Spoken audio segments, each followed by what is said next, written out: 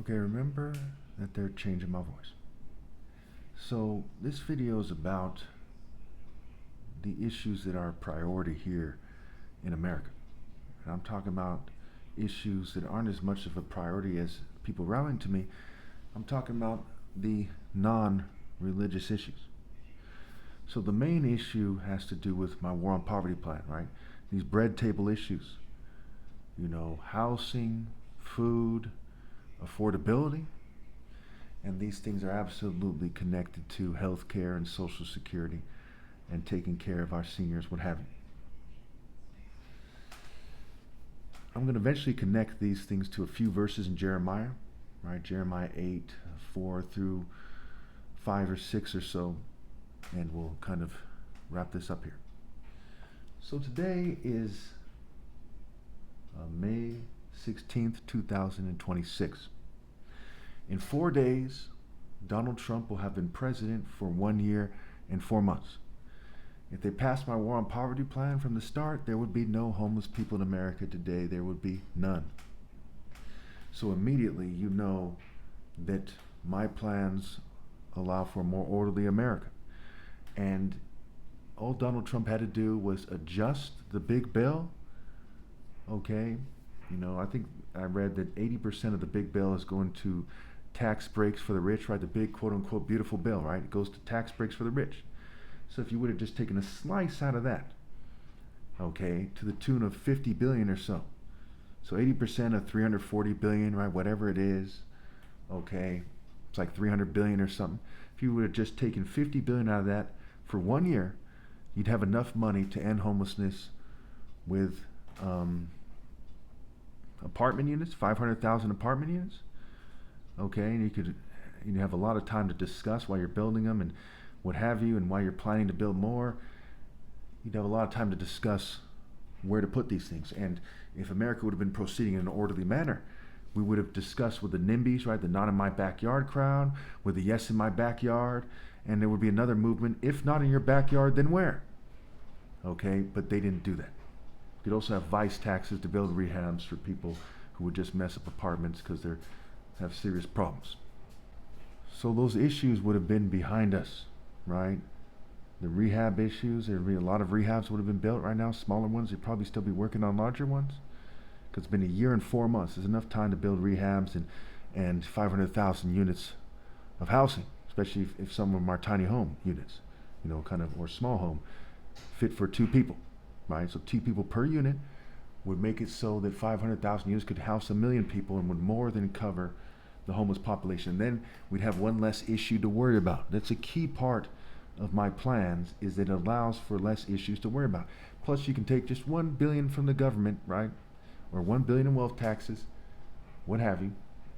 Take it from the big beautiful bill, and you could use it for oversight to make sure the money is spent effectively, which will save us a lot of time, stress, and headache, and perhaps money. Almost certainly money.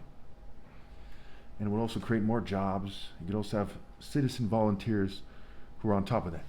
So then we could then, after we, from day one or before, pass that kind of plan, that same day, the American government, what have you, could have started looking at the affordable housing plans.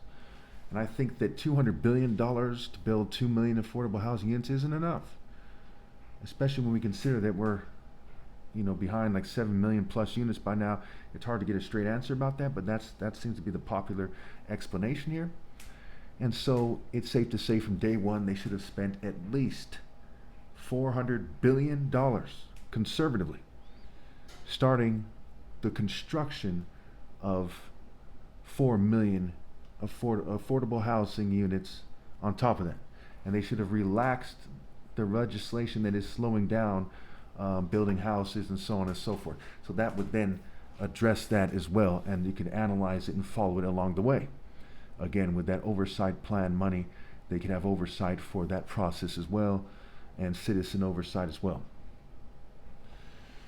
Now, we should also have a farm program. So they should pass wealth taxes with cost-effective spending, with lots of oversight, lots of just overkill in the oversight.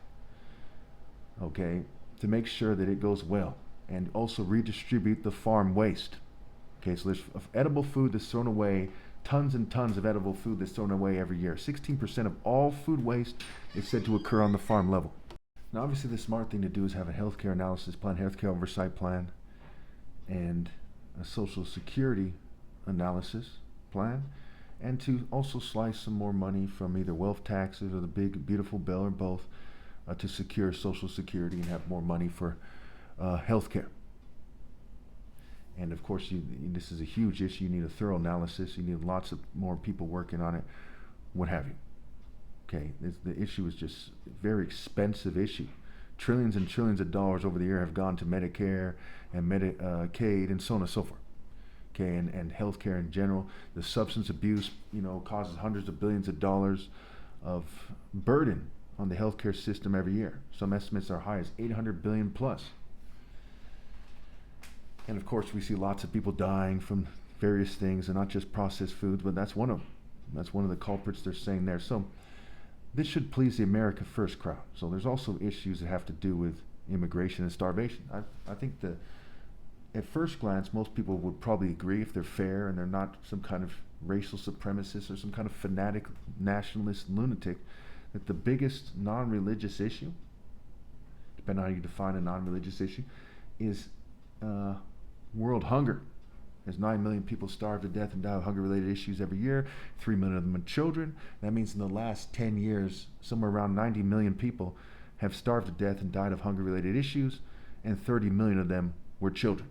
That is a huge, huge issue. So since 2016, around this time or so. Okay, so now when we look at this thing, we need to pass a bill, in concert with all the other nations in the world, my affordable housing plan, to spend at least 180 billion a year, 220 the first year, and we get it all from wealth taxes. It's doable.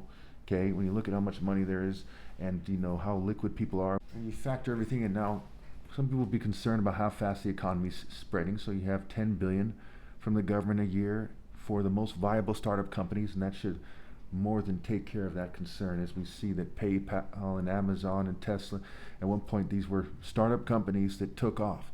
So the wise move here is to invest in the most viable startup companies and to have people support them as part of the War on Poverty plan and so on and so forth, and that would very much address that issue there. I've done a pretty thorough analysis there. If you disagree, please put in the comments. Now, why address all these issues very quickly? Because these issues, I consider them no-brainer. Issues that are a little bit more complicated include immigration.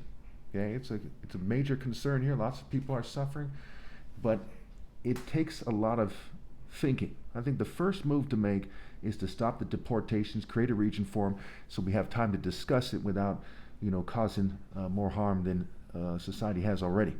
So you got to really discuss that issue. Okay, and this is a very complex issue in some ways. Some ways it's a no-brainer. I mean, think about the golden rule, how it's universal. Do unto others as you would have them do unto you. Okay, it's not as simple as, hey, it's illegal for them to be here. We discuss things and we create legislation. Society's acting like, Israelis, when they're rioting or attacking Christians or something, they're acting very rowdy, right? They're not using their heads, right? They're acting in a way that's very disorderly. And you can't stress enough that you need to have these constructive conversations. And I think that more so than rigorous intellectual debates, because the issues aren't that complex. They're issues of morals.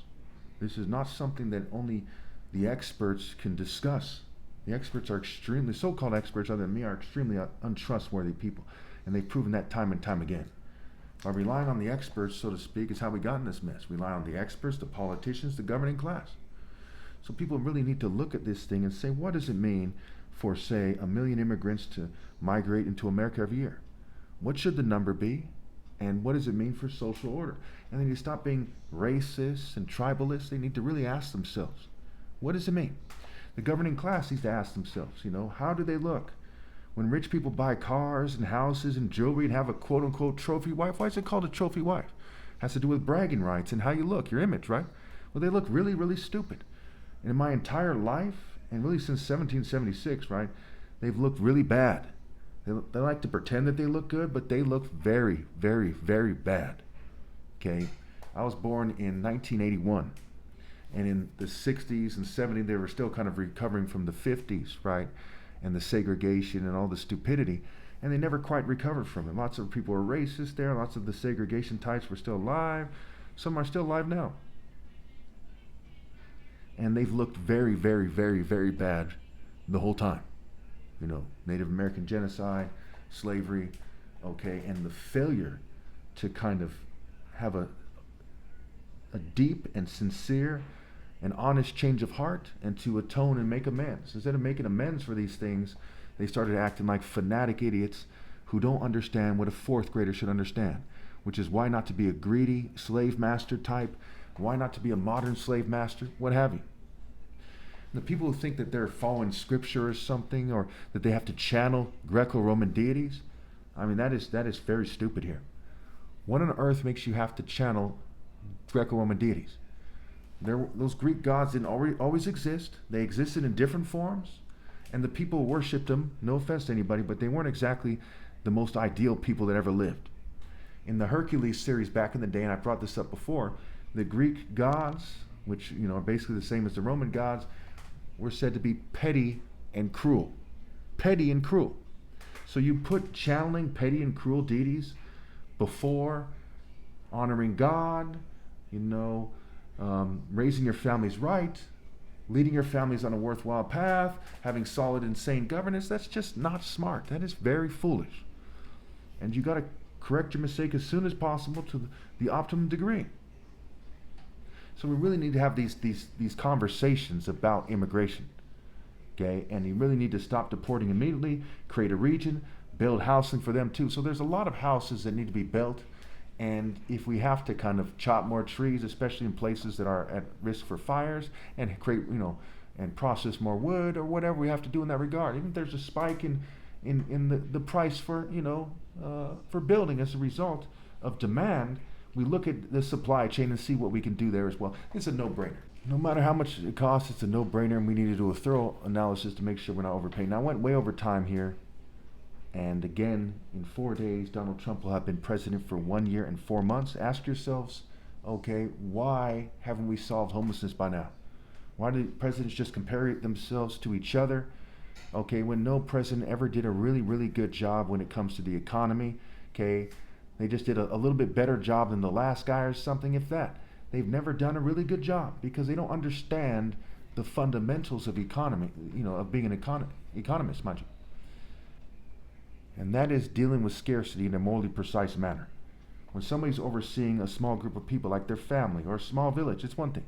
But when you're the governing class of the world or a nation as populated as America with 342 or 345 million people or whatever, okay, making the kind of mistakes they're making has extreme consequences, and it's extremely criminal. You need to stop immediately and proceed in a responsible way that considers the homeless, the hungry people who are committing suicide all the time because the economy is so bad, when it's very fundamental adjustments, very obvious and clear-cut adjustments that would rectify the situation. Thank you.